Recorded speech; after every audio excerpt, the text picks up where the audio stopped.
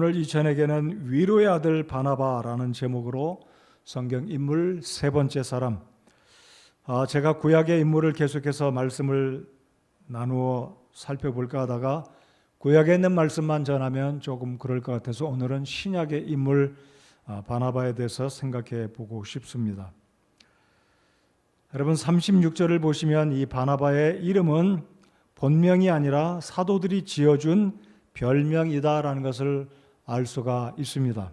그의 이름은 요새, 정확하게 한국 발음으로 이름을 부른다면 요셉이 되겠습니다. 헬라어 발음으로는 이오세, 예수님의 이름도 이예수인 것처럼 이 요새라는 이름은 헬라어 발음으로 이오세인데 그래서 한국 발음으로 옮기면 요셉이 되겠습니다. 그래서 오늘은 이 바나바가 사도는 아니었지만 사도 시대를 살았던 인물로 목회자였고 바울 사도보다 연장자로 이 안디옥 교회를 개척하고 세운 귀한 하나님의 종으로 바울 사도와 함께 세계 선교의 관문을 열었던 이방인 선교를 시작했던 하나님의 귀한 종이었던 이 바나바를 통해서 어떻게 바나바가 하나님과 동행하며 살았는지 오늘 바나바의 삶을 통해 저와 여러분이 교훈받고 우리도 오늘 이 시대를 살아가며 하나님과 동행하는 삶을 살아가기를 원합니다.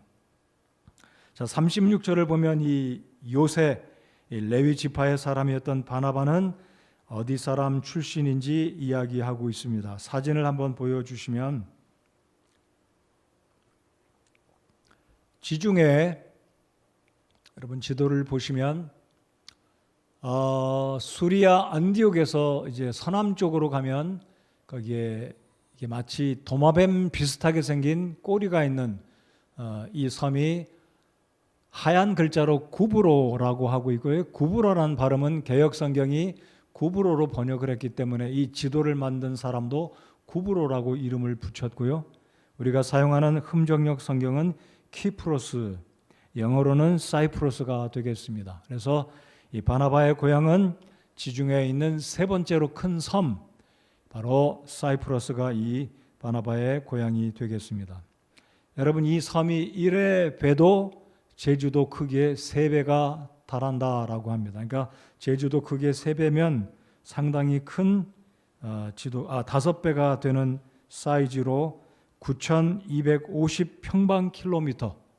이게 9,250평방킬로미터라고 하면 사실 우리의 실감에 피부에 잘 와 닿지 않는 느낌이라고 생각하는데 아무튼 제주도보다는 5배가 크다라고 생각하면 상당히 큰 섬이다라고 생각이 될 것입니다. 그래서 이 바나바는 이 키프로스 또는 사이프러스에서 태어난 이 유대인으로 레위 지파 사람입니다. 자, 그러면 흥미로운 것은 이 키프로스라는 섬의 이름은 히브리어에서 왔는데 이 히브리어는 키프리오스라는 말에서 유래돼서 키프로스 또는 사이프러스라는 이름이 만들어졌는데 이 키프로스 섬에서는 구리가 많이 생산이 되어서 히브리어로 키프리오스라는 말은 구리, 청동, 그 브라스라는 이 청동이 많이 생산이 돼서 히브리어의 이름을 따라 사이프러스 또는 키프로스라는 이름이 붙여지게 되었다고 합니다. 자, 그래서 이 바나바는 키프로스 태생의 사람인데 여러분 전통적으로 우리가 알고 있기로는 레위 지파 사람들은 땅을 분배받지 못했지 않습니까? 근데 이 레위인 바나바는 고향이 유대 땅이 아니라 어찌 되어서 키프로스에서 태어나서 자랐는지는 잘 모르기는 해도 남북 왕조가 멸망당할 때 오래전에 유대인들이 흩어지면서 그의 선조가 키프로스로 옮겨가서 살지 않았을까. 그런데 그의 조상들이 땅을 많이 가지고 있던 부자였다라고 생각이 됩니다. 그래서 이 바나바가 유대인들의 절기를 따라 예루살렘에 유월절 절기 또는 오순절 절기를 지키러 예루살렘에 왔다가 성령이 임재한 오순절날 그가 복음을 듣고 구원받고 이제 아예 키프로스로 돌아가지 않고 예루살렘에 정착하면서 예루살렘 교회를 섬기는 귀중한 예루살렘 교회 사역자가 되었다라는 것을 우리가 알 수 있게 됩니다. 그래서 첫 번째로 우리가 알 수 있는 이 바나바는 사도행전 4장 36절에 의하면 이 사람의 출신은 키프로스 사람이구나 라는 것을 알 수 있고요. 그리고 두 번째로 우리가 알 수 있는 것은 이 바나바는 방금 말씀드렸듯이 키프로스에서 예루살렘을 보면 지도를 잠시 후에 또 보시겠지만은 이 키프로스를 떠나 이 유대 땅 예루살렘에 와서 오순절을 지키고 구원받은 이후에 다시는 고향으로 돌아가지 않고 예루살렘에 정착하며 예루살렘 교회의 회원으로 그 교회를 열심히 섬겼다는 것을 우리가 유의해 보아야 한다라는 것입니다. 그래서 이 바나바는 자신이 구원받은 그 예루살렘 교회를 자신의 교회로 삼고 그 교회에 회원권을 두고 충성되이 섬겼던 예루살렘 교회 성도이자 예루살렘 교회 굉장히 중요한 사역자로서 교회를 섬기게 됐다라는 것을 우리가 기억해야 하겠습니다. 그래서 이제 36절에 보면 이 36절 하반절에서는 이 바나바라는 사람이 어떤 사람이다라고 이야기를 하고 있습니다. 여러분 36절을 한번 보시기 바랍니다. 키프로스 지방 출신의 요세라는 조세, 영어 발음으로는 조세라고 하고 한국 발음으로는 요세 또는 요셉이라고 하는 레위 사람 바나바라는 이름을 누가 주었다고요? 사도들이 주었다라는 거죠. 자, 그러니까 이 바나바가 오순절날을 전후로 6월절을 전후로, 그러니까 6월절과 오순절은 사실 거의 같이 붙어서 갑니다. 6월절이 지나고 수일이 지나면 이제 오순절이 되기 때문에 이 바나바라는 사람, 요세라는 사람을 지켜보았을 때 사도들은 한 번에 이 요세라는 사람이 굉장히 사람들을 격려해 주는 사람이다. 그래서 별명을 붙여준 것이 바나바라는 것이죠. 그래서 괄호에 무엇이라고 기록됐습니까? 그것을 번역하면 위로의 아들이다라는 것을 이제 별명으로 붙여 두었습니다. 그래서 제가 킹 제임스 버전을 보니까 the son of consolation, 그러니까 위로의 아들이다라고 consolation이라는 단어를 썼는가 하면은요, NASB나 NIV 성경을 보면 the son of encouragement, 똑같은 단어죠. encouragement나 consolation, 똑같은 위로라는 말입니다. 위로한다, 격려한다, 세워준다, 붙들어준다. 그래서 이 사람이 얼마만큼 다른 사람들을 격려하고 위로해주는 사람인지 짧은 순간에 그 사도들은 바로 바나바의 별명을 붙여줄 만큼 격려하는 격려쟁이였다라는 거예요. 여러분, 격려한다는 것은 얼마나 좋은 일입니까? 우리 모두가 다른 사람을 격려할 수 있는 격려의 사람들이 되면 좋겠다고 생각합니다. 여러분, 우리가 누군가에게 격려를 받는 것도 좋은 일이지만 나도 힘들지만 다른 사람을 격려해 줄 수 있는 것 더 좋은 일이 아닌가 생각합니다. 격려해 주는 여러분들 모두가 또 제가 되기를 바랍니다. 우리 옆에 사람에게 손을 내밀어서 격려의 사람이 됩시다라고 한번 인사 나눠보십시다. 격려의 사람이 됩시다. 우리가 격려한다는 것 참 아름다운 모습이라고 생각합니다. 자, 그래서 이 구절을 통해 오늘 우리가 본받기 원하는 이 바나바는 사이프러스 출신의 격려의 아들이다, 위로의 아들이다라는 것입니다. 그리고 세 번째로 본 구절을 통해 우리가 알 수 있는 것은 이 바나바는 격려의 아들일 뿐만 아니라 그가 사랑하는 주님을 위해서 본인이 구원받고 예루살렘 교회 멤버십을 홀드하고 있는 예루살렘 교회 회원으로 이제는 고향 땅을 팔아서 적지 않은 돈이라고 생각합니다. 한 달치 급여도 아닐 것이고 1년 연봉일지는 모르겠지만 자기 땅을 팔아서 주님의 교회에, 즉 사도들의 발 앞에 두었다라는 것은 교회에 헌물했다라는 것입니다. 그러니까 적지 않은 돈을 주님 앞에 드릴 만큼 교회를 사랑했고 나아가서 우리 주님을 사랑했다라는 이 바나바의 믿음과 그의 속성, 그의 은사가 무엇인지, 어떻게 주님을 섬겼는지 36절, 37절을 통해서 알 수 있다는 거죠. 자, 다시 한번 36절을 통해 알 수 있는 게 무엇이겠습니까? 본토 유대인 이 예루살렘 토박이가 아님에도 불구하고 이미 사도들에게 이 바나바 요새는 위로의 아들이다. 그리고 예루살렘 교회 회원이 된 지 얼마 안 됐지만 다른 사람들을 의식해서가 아니라 자신의 부유함을 자랑하려고가 아니라 자신의 재산을 정리하고, 그러면 고향 땅을 정리하고 객지에 사는 거잖아요. 자기가 태어난 땅을 떠나서 동족이 있는 예루살렘이지만 엄밀하게 보면 이 바나바에게는 이 예루살렘은 역시 고향이 아닙니다. 그런데도 불구하고 고향에 있는 땅을 다 팔아 사도들의 발 앞에 드렸다는 것은 그만큼 주님을 사랑하는, 주님과 동행하는 전형적인 모습의 단면을 우리가 볼 수 있다라는 거죠. 오해하지 않으시기 바랍니다.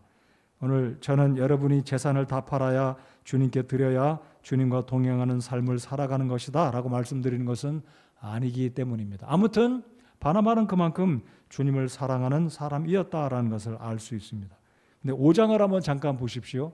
제가 오늘 설교의 내용 가운데 여기 아나니아와 삽비라를 포함하고 싶지는 않지만 5장에 보면 어떤 이 사건이 연결되고 있냐면요, 4장 마지막 절을 잘 보시면 그가 땅이 있었으므로 그것을 팔아 그 돈을 교회에 드렸는데, 그리고 5장에 가면 아나니아와 삽비라가 이 소식을 접했을 리가 분명할 것이다 라고 추측을 합니다.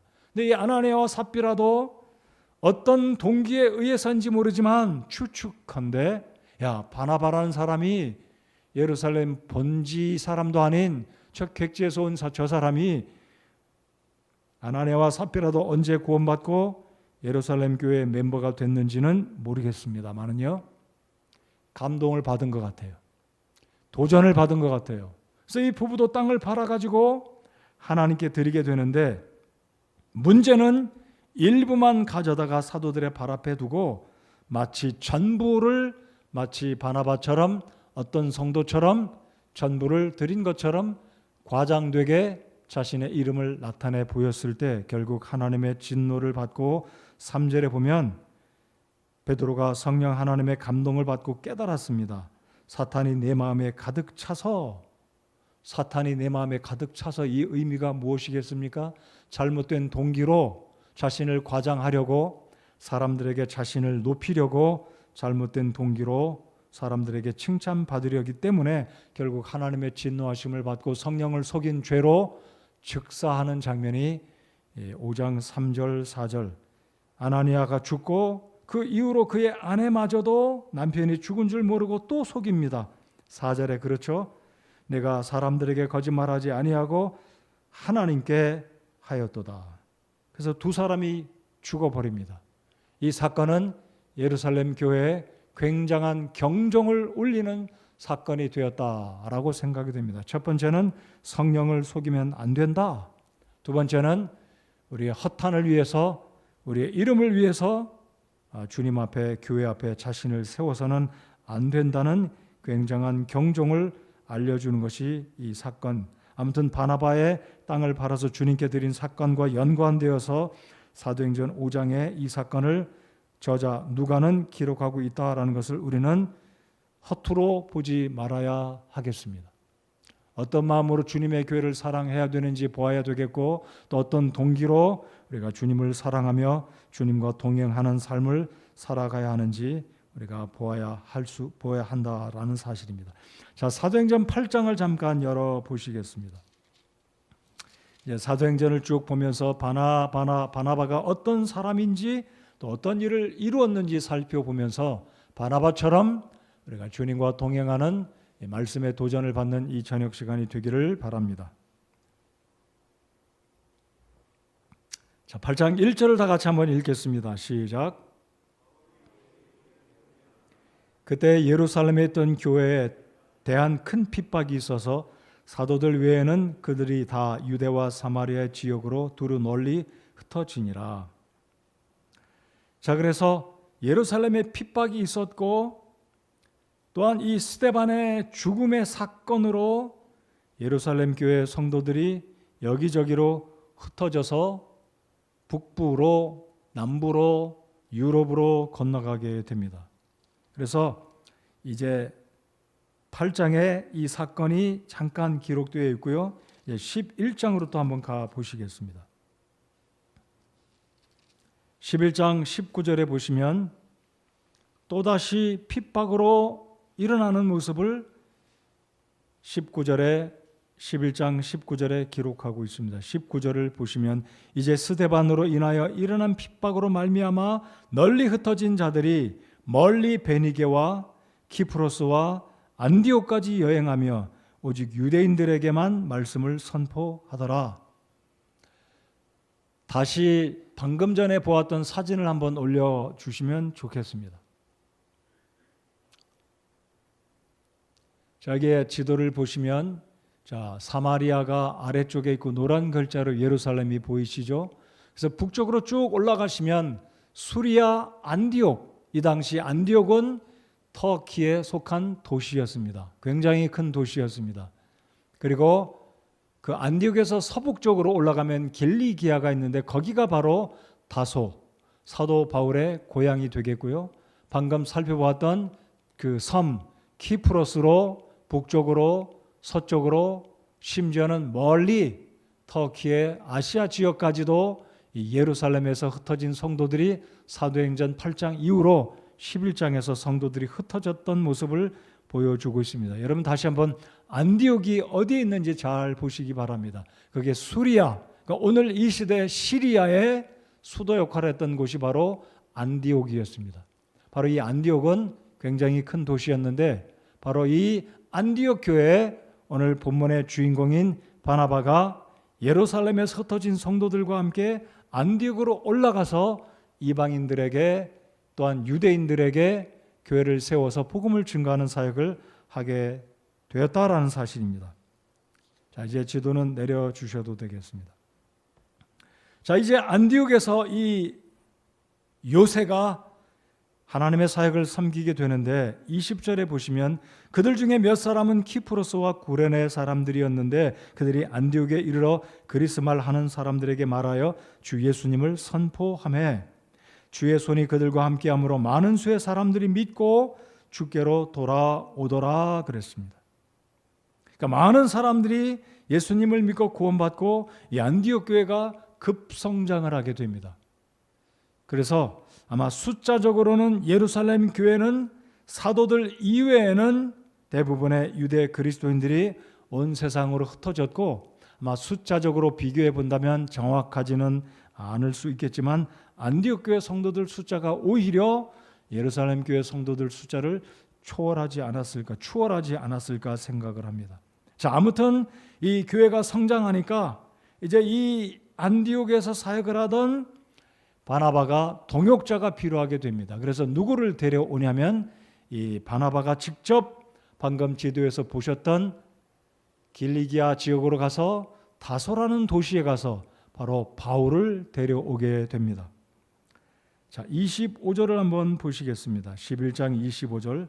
그때 바나바가 사울을 찾으러 다소로 떠나서 그를 만남에 26절 안디옥으로 그를 데려오니라. 그들이 만 1년 동안 그 교회와 함께 모이며 많은 사람들을 가르쳤는데 제자들이 안디옥에서 처음으로 그리스도인이라 불리니라. 여러분들이 사도행전을 읽을 때 바로 이 놀라운 장면, 이 안디옥 이방인 지역에 세워진 이 교회에서 세계 최초로 그리스도인이다, 크리스찬이다라는 이 단어가 안디옥 교회로부터 시작이 됐다라는 놀라운 사실을 발견하게 됩니다. 사실 이 크리스찬, 그리스도인이란 이 말은 헬라어로 크리스티아노스라는 말로 그렇게 좋은 의미를 담고 있는 단어는 아니었습니다. 우리말로 옮긴다면 조선시대 초엽에 서양 눈 파랗고 금발머리에 키 큰 백인 선교사가 왔을 때 우리 조선 사람들이 복음을 듣고 구원받았을 때 우리 조선 사람들이 예수님 믿는 사람들을 뭐라고 불렀습니까? 예수쟁이들, 야소교회 예수쟁이들이다라고 별명을 붙여준 것처럼 이 당시 안디옥에서 로마 제국의 이교도들이 안디옥 교회 성도들을 가리켜서 크리스티아노스, 즉 예수님 믿는 사람들, 크리스찬들이다라는 별명을 붙여진 그곳이 바로 안디옥 교회였다라는 겁니다. 자, 그러니까 이 바나바와 바울 사도가 사역을 1년 동안 하면서 하나님 말씀을 가르치고 성도들을 양육할 때 이 교회가 급속도로 성장해서 드디어 세상에서 이 안디옥 교회 성도들이 그리스도인이다라고 불려질 만큼 조롱의 단어이긴 했지만 유명세를 띠게 되고 세상에 영향을 끼치는 굉장한 교회로 변화가 있었다라는 것입니다. 자, 그래서 바나바는 이렇게 그가 사도도 아니고 안수를 받은 목사였다 아니다 말할 수는 없지만 아마 예루살렘 교회에서부터 오순절날 성령에 임한 그 오순절날 구원받고 예루살렘 교회가 핍박으로 인해 흩어졌을 때 목사 안수를 받았는지는 모르겠지만 안 받았을 가능성이 더 많았겠다라고 생각을 합니다. 그래서 안디옥에 이 사역을 하던 바나바는 요셉은 사도도 아니요 목사도 아니었지만 하나님의 사역을 정말 놀랍게 감당하는, 그래서 이 안디옥 교회의 담임 목사는 바울이 아니라 바울보다 연장자였던 바나바였다라는 것입니다. 이들이 1년 동안 정말로 귀한 사역을 합심해서 하나님의 사역을 감당했을 때 놀라운 역사로 안디옥 교회가 성장하게 되었다라는 것입니다. 그리고 드디어 13장에 가면 세계 최초로 하나님의 성령께서는 이 안디옥 교회에 명령을 내리십니다. 바나바와 바울 사도를 따로 나를 위하여 따로 구분하여 두고 그들을 파송해서 내가 시키는 일을 위하여 세계 선교를 시작하라라고 명령하는 장면을 13장에서 보시게 됩니다. 자, 저희들 잠깐 15장을 또 넘어가 보시겠습니다.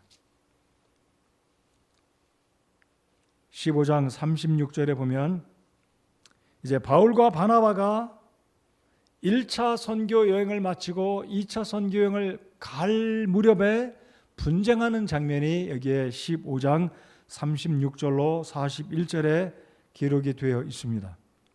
잠깐 15장에 무엇인가 끼워두시고 잠깐 다시 앞으로 돌아오실 텐데, 이 바울 사도가 세계 최초로 세계 선교를 감당한 이방인의 사도로 하나님의 복음 전도자로 쓰임받을 수 있었던 것은 바로 바나바의 도움 때문이다라는 것입니다. 여러분, 바나바가 없었다면 바울은 어찌 보면 매맞아 죽거나 유대인들에게 배척을 당하거나 하나님의 사역에 쓰임받기가 굉장히 어려웠던 사람이었다라는 것을 우리가 기억할 필요가 있다라는 것입니다.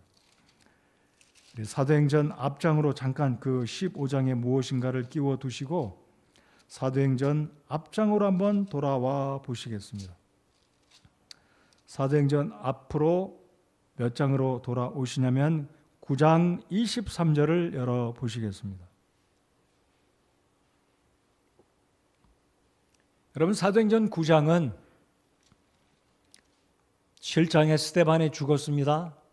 그렇죠? 그리고 8장에서는 스데반의 죽은 사건으로 말미암아 예루살렘 교회에 큰 핍박이 일어나서 예루살렘 교회의 성도들이 다 흩어지는 모습을 8장에서 기록하고 있고, 9장에서는 드디어 이 사울, 그러니까 구원받고 회심하여 바울이라는 이름으로 계명하기 전에 사울이 여전히 그리스도인들을 핍박하던 이 사울이 여전히 대제사장에게 공문을 받고 그리스도인들을 붙들어다가 결박하고 핍박하려고 다마스커스로 올라가던, 시리아의 다마스커스로 올라가던 그 무렵에 이 사울이 드디어 부활하신 예수님을 만나 구원받는 장면이 9장입니다. 자, 그리고 이 바울이 구원받게 되는데 아나니아를 만나고 그 도시에 들어가, 다마스커스에 있는 아나니아에 들어가서 이제 하나님의 소명을 듣게 되고 두 눈이 뜨게 되고 다시 눈을 보게 되고 사명을 받아서 이제 9장 17절 이하에 보면 우리 하나님께서 바울 사도를 어떻게 인도하시는지 눈을 뜨게 하였고 그리고 소명을 확인케 하는 그 장면인데요. 이제 사울이 구원받고 다마스커스에 있는 회당에 들어가서 유대인들에게 복음을 전하자 사람들은 바울의 회심을 믿지 않습니다. 이 바울이, 이 사울이라는 자가 거짓말로 자기도 구원받은 그리스도인이 됐다라고 우리를 속이고 우리를 붙들어 가려나 보다. 사람들이 인정하지 않은 무리도 있었고, 오히려 또 어떤 유대인들은 아니 저자가 어떻게 회심하여 그리스도의 부활을 전할 수 있느냐, 저 바울을 가만히 두면 안 되겠다, 저 사울은 죽여 마땅할 사람이다 해서 유대인들이 사울을 죽이려고 합니다. 그러니까 두 가지 곤궁에 처한 거죠. 구원은 받았지만 구원받은 유대인들은 바울을 인정하지 않아요. 또 여전히 유대교에 있던 율법주의자들은 사울이 구원받았고 부활을 증거하자 오히려 이제는 사울을 공격하는 사면초가와 같은 이래도 저래도 인정받지 못하는 사울. 그래서 여러분 21절 이하에 보면 사울이 죽을 위험에 처합니다.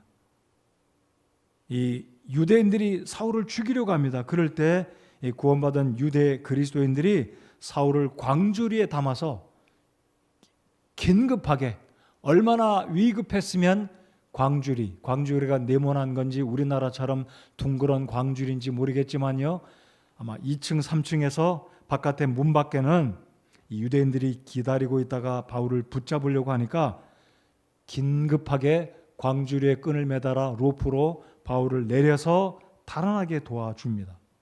그래서 23절에 보면 이제 사울이 도망을 가서 예루살렘에 내려갑니다. 25절을 보십시오. 그때 제자들이 밤에 그를 데려다가 바구니에 담아 성벽을 통해 달아내리니라. 26절 사울이 예루살렘에 가서, 자, 그러니까 다마스커스에서 그 길로 쭉 수백 킬로를 내려와 예루살렘에 내려와서 사울이 드디어 믿음의 동료들이 있는 예루살렘 교회, 드디어 믿음의 본고장 베드로도 있고 야고보도 있고 사도들이 있는 예루살렘에 왔는데 문제가 무엇이냐면 또 바울을 안 믿는 거예요.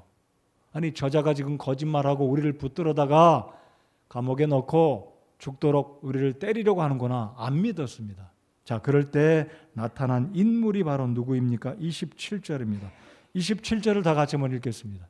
시작. 바나바는 그를 데리고 사도들에게 가서 그가 길에서 주를 본 것과 또 그분께서 그에게 말씀하신 것과 다마스쿠스에서 그가 예수님의 이름으로 담대히 선포한 것을 그들에게 밝히 말하니라.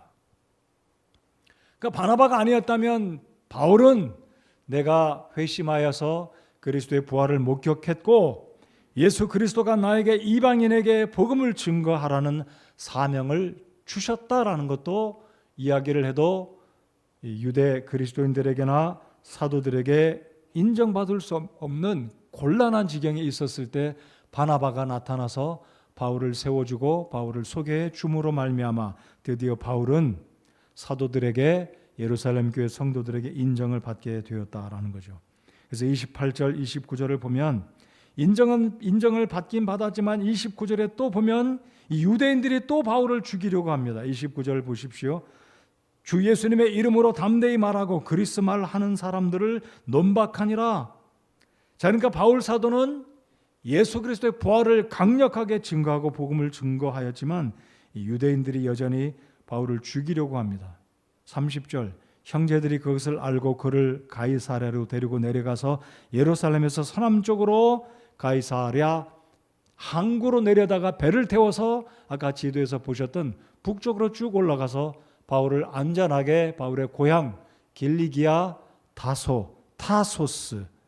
타소스로 데려다가 바울을 피신시켜 보냅니다.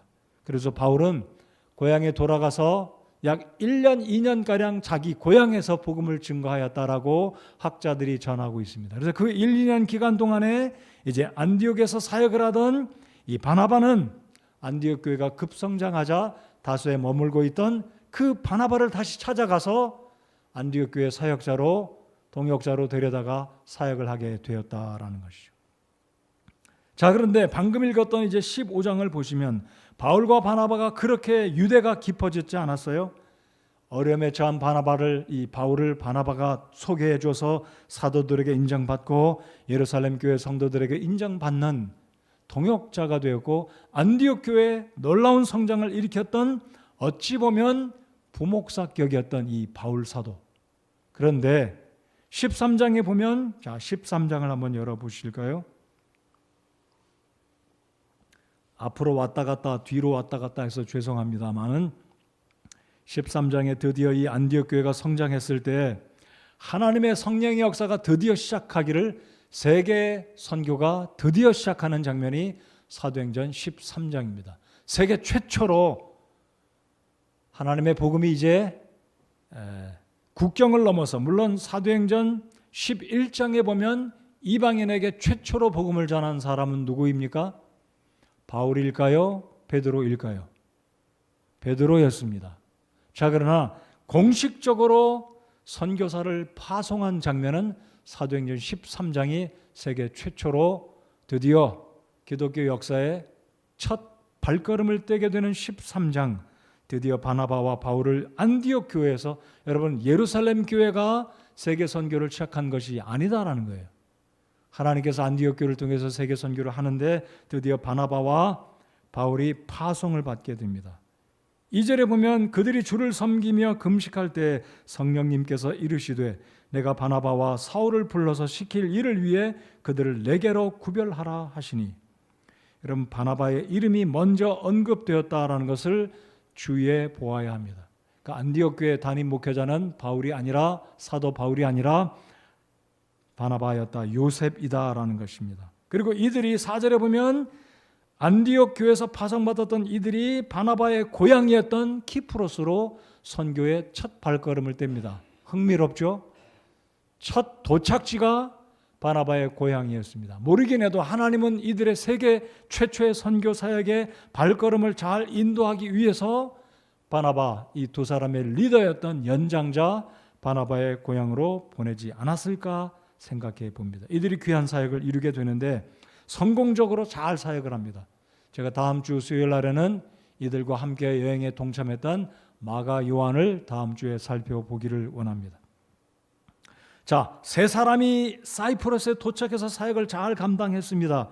그리고 배를 타고 다시 드디어 북상에서 밤빌리아라는 지역으로, 터키의 중남부 지역으로 올라갑니다. 자, 그래서 사역을 잘 마쳤습니다. 1차 선교를 성공적으로 했습니다. 근데 마가는 밤빌리아에 도착해서 겁쟁이였던 청년이었던 이 마가는 고향 예루살렘으로 주랭랑을 쳐버립니다. 제 표현이 그런 거예요. 춥고 배고프고 고생하고 도둑이 튀어나온다, 강도가 나온다, 험준 산령을 넘어가야 된다니까 젊은이 청년 마가 요한은 그냥 고향 예루살렘으로 배 타고 떠나가 버렸어요. 자, 어쨌든 바울과 바나바는 사역을 잘 마치고 안디옥으로 돌아옵니다. 예루살렘을 거쳐서 이제 안디옥에 돌아와서 소위 말하는 안식년을 보내고 약 1년가량을 보내고 바울과 바나바가 다시 제안합니다. 야, 우리가 1년 전에 밤빌리아, 이고니온과 루스드라에 복음을 전해서 교회를 세웠으니 그 교회들이 잘 있는지 가서 돌아보자. 거기에 있는 리더들, 거기에 있는 장로들, 목회자들을 격려해 주자. 그래서 바울과 바나바가 15장에 36절에 41절에 이야기를 합니다. 근데 바나바는 조카 마가를 데리고 가자라고 제안을 하는데 바울이 갑자기 얼굴색이 변하면서 절대로 그러지 못한다. 아니, 마음이 유약해서 선교지에 갔다가 엄마 생각나고 집 생각나서 돌아간 저 마가를 어찌 데려갈 수 있느냐? 나는 결코 그럴 수 없다라고 굉장히 심히 다투었습니다. 데리고 가야 된다. 절대로 안 된다. 그 위대한 하나님의 사도 바울이 바나바와 심히 격분하고 결국은 갈라섰습니다. 그래서 바울은 신라를 데리고 가고, 바울은 신라, 그렇죠? 신라를 데리고 가고, 결국 바나바는 결국 다른 사람을 데리고, 아마 모르긴 해도 마가였을 텐데, 바나바는 이후로 사도행전에 2차 여행, 3차 여행 등장하지 않습니다. 그렇게 두 사람은 격분하고 심히 다투고 갈라섰습니다. 그리고 14년이 흘러갑니다. 자, 이번에 갈라디아서 2장 9절을 한번 열어보시겠습니다. 자, 두 사람이 갈라섰다고 말씀드렸습니다. 마음이 상했어요. 그리고 몇 년이 흘렀다고요? 14년이 흘릅니다. 자, 갈라디아서 2장 9절을 보시면 어떤 일이 벌어지냐면 바울이 이제는 14년 전의 일을 생각하며 바나바를 찾아가 손을 내밀고 교제의 악수를 신청을 합니다. 자, 2장 9절을 찾아보실까요? 2장 9절 다 찾으셨으면 같이 읽겠습니다. 시작.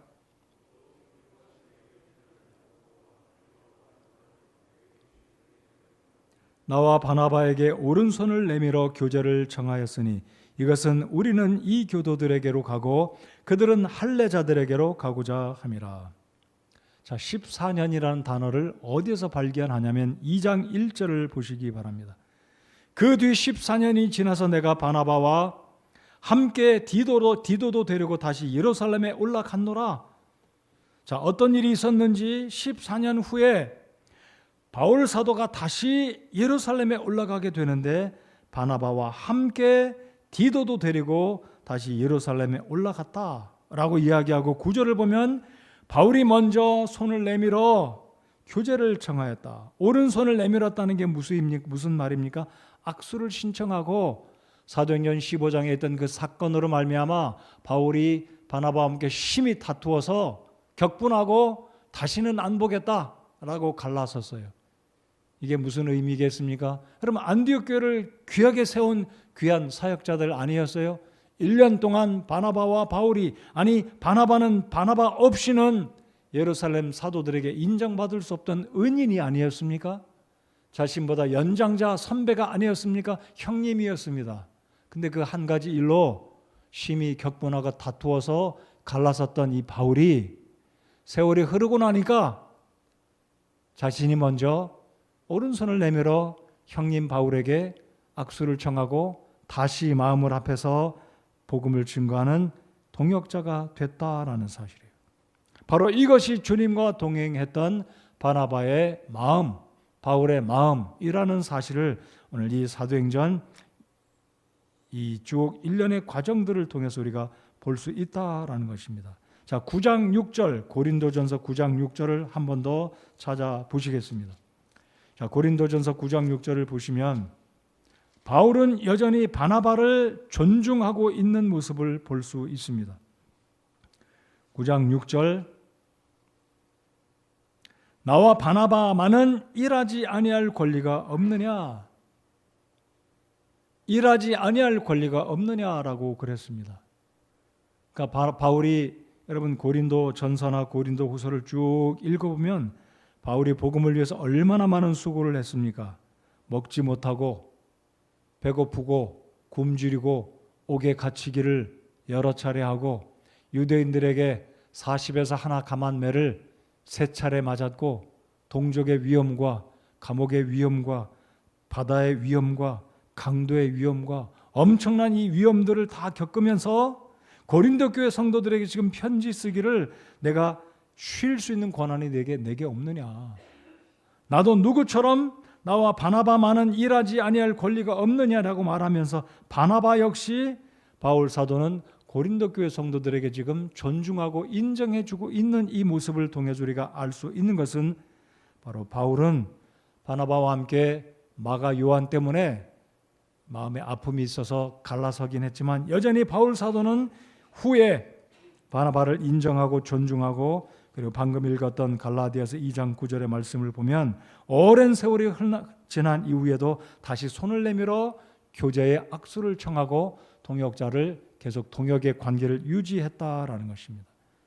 자, 그래서 바로 이 바나바는 하나님의 마음에 합한 주의 귀한 일꾼이 되었는데 바로 이 바나바 또한 하나님과 동행한, 주님과 동행한 귀한 신약시대의 인물 일꾼이었다라는 것입니다. 우리 마지막 성경 한 구절을 사도행전 11장을 열어서 24절 함께 보시겠습니다.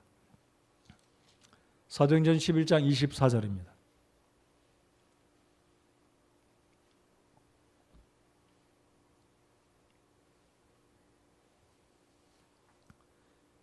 자, 24절 다 같이 저들 읽겠습니다. 196페이지가 되겠습니다. 시작. 그는 선한 사람이요 성령님과 믿음이 충만한 사람이더라. 많은 사람들이 주께 더해졌더라. 자, 누구를 가리켜 이야기합니까? 바나바를 가리켜서 이야기합니다. 22절에 보시면 그때 이 일들에 관한 소식이 예루살렘에 있던 교회의 귀에 들어가매 그들이 바나바를 보내며 그가 멀리 안디옥까지 가게 하니라. 여러분, 안디옥 교회가 부흥하게 되었고 성도들이 늘어나게 되는데 이들을 위해서 목회할 사람이 없는 거예요. 그래서 예루살렘 교회는 안디옥 교회 성장의 소식을 들었을 때 바나바를 안디옥의 목회자로 파송을 하게 됐다라는 거죠. 그래서 23절에 보면 안디옥에 이르렀던 이 바나바가 사역을 감당하게 되는데 24절에서 이 바나바를 가리켜 어떤 사람이라고 이야기합니까? 내적으로는 어떤 사람이요 외적으로는 어떤 사람이다라고 말하고 있다라고 저는 생각해 보았습니다. 그러면 하나님과 동행했던 이 바나바가 어떤 사람인지, 내외적으로 어떤 부분인지 이 말씀을 살펴보고 말씀을 끝맺겠습니다. 첫째, 그는 내적으로 선한 사람이었습니다. 또한 그는 내적으로 성령 하나님으로 충만한 사람이었다라는 것입니다. 그러므로 우리가 알아야 할 것은 하나님의 예수님과 동행하는 여주 동행의 성도들은 내적으로 선함이 있어야 되겠다. 그리고 성령 하나님으로 충만한 삶을 살아가는 사람이야말로 하나님과 동행하면서 주님의 일에 쓰임받는 귀한 일꾼이 될 수 있다라는 것입니다. 성도 여러분들, 우리 마음속에 선함이 있으신가요? 성령의 열매 9가지 가운데 선함이 있습니다. 착함이 있습니다. 바로 바나바는 하나님과 동행한 인물로 선함의 내적인 열매가 있었고, 그리고 내적으로 성령님으로 충만하여서 믿음이 충만한 사람이었다라는 것.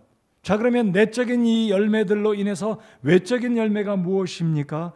24절 하반절, 외적으로 하나님과 동행한 사람에게 나타난 외적인 열매가 어떤 것이겠습니까? 우리 같이 한번 읽어보겠습니다. 시작. 많은 사람들이 주께 더해졌더라.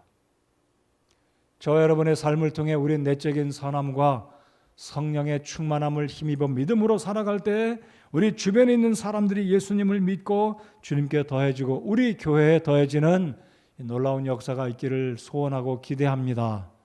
우리에게 그런 열매들이 있기를 바랍니다. 그래서 지난주에 살펴본 것처럼 시편 1편 3절에 복 있는 사람은 하나님 말씀을 기뻐하고 주야로 그것을 묵상할 때 강가에 심기워진 나무처럼 제철을 따라 열매를 맺는 것처럼 바로 이 바나바는 하나님과 동행하는 사람이었기에 내적으로 외적으로 이런 열매를 맺었고, 바울 사도를 사도들 앞에 인정해주고 소개해주는 아주 귀한 열매를, 귀한 중매 역할을 하면서 결국 세계 역사에 처음으로 선교를 감당했고, 하나님의 일을 감당함에 있어서 서로 상처가 되었고 갈라서는 아픔도 있었지만 그럼에도 불구하고 세월이 지난 후에 결국 바나바는 바울에게 의해 인정받고 악수를 통해서 결국 화해하고 하나님의 일을 끝까지 함께 지속하는 이 아름다운 모습을 지닌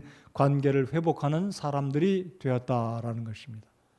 저와 여러분도 그러한 관계로 사람들과 관계가 유지되고 회복되고 또 열매를 맺는 바나바와 같은 삶을 살아 드릴 수 있는 우리 모두가 되기를 오늘 이 말씀을 통해 주의 성령께 저 자신과 여러분 모두를 주님께 의탁드리고자 하는 마음입니다.